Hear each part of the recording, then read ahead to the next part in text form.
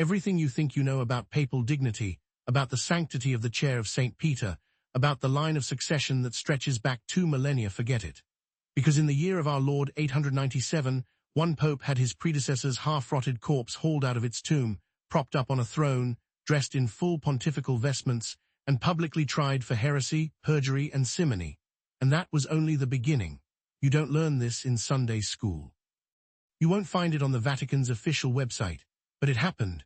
And the transcript of that cadaveric trial, yes, a transcript still exists in the margins of a single, crumbling codex in a sub-basement of the Laurentian Library in Florence. I held it in cotton-gloved hands last winter while the librarian muttered, "We don't show this to tour groups. The ink is the color of dried blood, the parchment smells like wet pennies and old bacon. Keep reading because it gets worse." 1. The corpse they dragged through the streets, imagine the stench. Rome in late summer is already a kiln of sewage and sour wine, but in 897 the Tiber has flooded twice, leaving bloated livestock wedged against the Pont Sant'Angelo. Into this oven steps Pope Stephen VI, technically Stephen VII if you count an earlier anti-pope, but let's not muddy the grave water. He orders the tomb of Pope Formosus opened. Formosus has been dead for 9 months.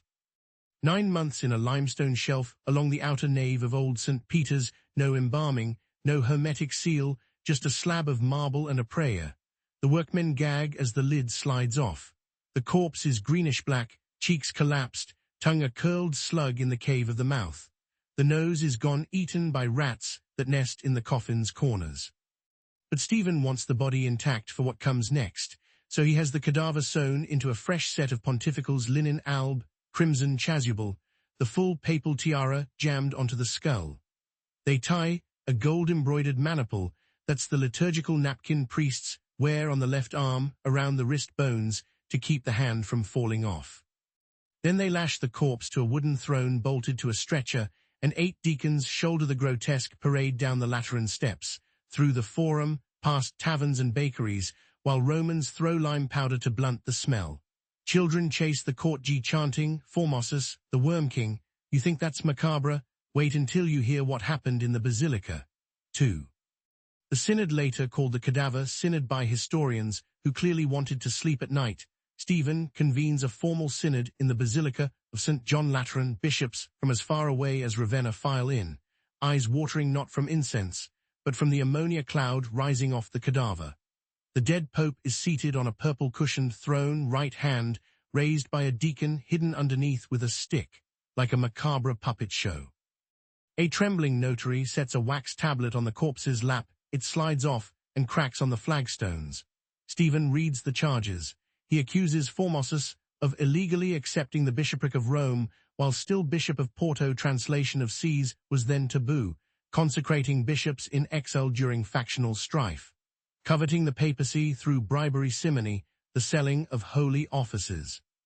Each accusation is punctuated by Stephen jabbing a crozier into the corpse's chest cavity. By the third charge the crozier sticks, and he has to plant a sandaled foot on the sternum to wrench it free. A rib cracks like damp kindling. The bishops murmur Deus miserere, but none walk out. They know Stephen's ally, Duke Lambert of Spoleto, has armed guards lining the nave, swords half drawn. The verdict is preordained guilty on all counts. Sentence. Stripped of all papal authority, the 3 fingers of blessing snipped from the right hand, and burial in a pauper's plot. But Stephen isn't finished. He orders the corpse hurled into the Tiber at midnight. No blessing, no prayers, just dead weight and a splash. You don't learn this in history class because even medieval chroniclers wrote, "We prefer silence on what was done to the body of the pontiff. Silence won't save you from what comes next." 3. The river gives back what the Pope dumped. Dawn. A Benedictine monk named Gerard is crossing the Milvian Bridge to tend a leper colony when he sees something bobbing against a pier. It's the corpse, snagged by the tatters of the chasuble. Fish have nibbled the lips away. The left eye socket is a hole into the skull's cathedral. Gerard hauls it to shore, weeping, because he recognizes the tiara still clinging to the cranium. He hides the body in his monastery's crypt, convinced the dead pope's prayers cured his sister's fever 20 years earlier. Rumors ripple through Rome faster than the Tiber itself. Formosus has floated back. Stephen, informed at breakfast, chokes on his wine. Superstition trumps theology in the 9th century. A body that refuses to sink is either saintly or diabolic. Public opinion tilts like a drunk on a bar stool. merchants start nailing little lead crosses to their doors' protection against the vengeful ghost of the true pope. Stephen's guards arrest Gerard for fomenting sedition, but the monks of the city threaten to ring every church bell day and night until the corpse is given Christian burial. Stephen relents partially. He allows the body to be interred in the monks' cemetery, but orders the grave dug outside consecrated ground under a pile of animal bones. There will be no marker. Still, pilgrims sneak out at night to drop coins on the plot, hoping for miracles. One woman claims her withered arm regrew flesh after she pressed a coin into the dirt. Stephen's response? He has her arrested for witchcraft, but it gets worse because the dead pope, it turns out, was only Exhibit A in Stephen's private museum of horrors. 4. The prison cells beneath the Lateran. Stephen's paranoia metastasizes. He orders the excavation of subcrypts that haven't seen daylight since Constantine's engineers filled them in. Into these oubliettes, he drops anyone who ever signed a document for Formos's scores of clerics, notaries, even the papal cook, who once served the dead man roasted peacock. The cells are flooded knee-high with runoff from the city's cesspits. Prisoners stand for weeks until their skin sloughs off like wet parchment. A single lamp burns all night, dripping oil that smells of rancid olives. Stephen visits after Compline, accompanied by a secretary who records every confession extracted. We know this because a Florentine antiquarian copied those notes in 1597 before the original pages crumbled. One excerpt, Brother Vitus, aged 42, swears Formos's celebrated mass with invalid matter leavened bread stolen from Jews. Under threat of the rack, he admits the charge was fabricated. Next to the transcript, the antiquarian scribbled, "I cannot sleep after reading this." Neither, dear reader, will you, because Stephen's madness is contagious. Rome's aristocratic families start exhuming their own dead rivals, staging show trials in torchlit courtyards. For 3 months, the city resembles a zombie film shot on a shoestring budget, but divine justice, when it arrives, is swift and smells of sulfur. 5. The night the sky went red, August 897.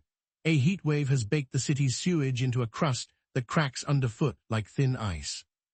At 2 a.m. a thunderstorm rolls in, but instead of rain, the clouds unleash red lightning. Yes, red, documented by the anonymous author of the Liber Pontificalis, minor the sky opened with blades of scarlet fire. Romans interpret this as God's subpoena. The next morning Stephen is found in the Lateran library, curled under a table, eyes vacant, fingernails chewed to the quick. He keeps muttering, "He spoke to me, the fisherman," referring to St. Peter. By noon, the palace guards have deserted. Even they fear celestial jurisprudence. A mob of monks, lay workers, and women whose sons rotted in Stephen's prisons storms the palace. They find the Pope hiding inside a large, empty sarcophagus meant for the relics of Saint Sebastian. He begs for mercy, offering to resign the tiara. Instead, they strip him of his vestments, dress him in the blood-stained cassock of Formos's cook, and chain him in the very cell he flooded. 3 days later he is found strangled, his mouth stuffed with a scroll listing the charges he leveled against the dead. The scroll is still moist when the new pontiff Romanus orders it removed. But here's the kicker: Stephen's body is buried, exhumed, reburied, and secretly dug up again no fewer than 3 times over the next century, each faction trying to erase or sanctify his memory. Even death can't keep a bad pope down. 6. The footnote that refuses to stay buried. Fast forward to 1646.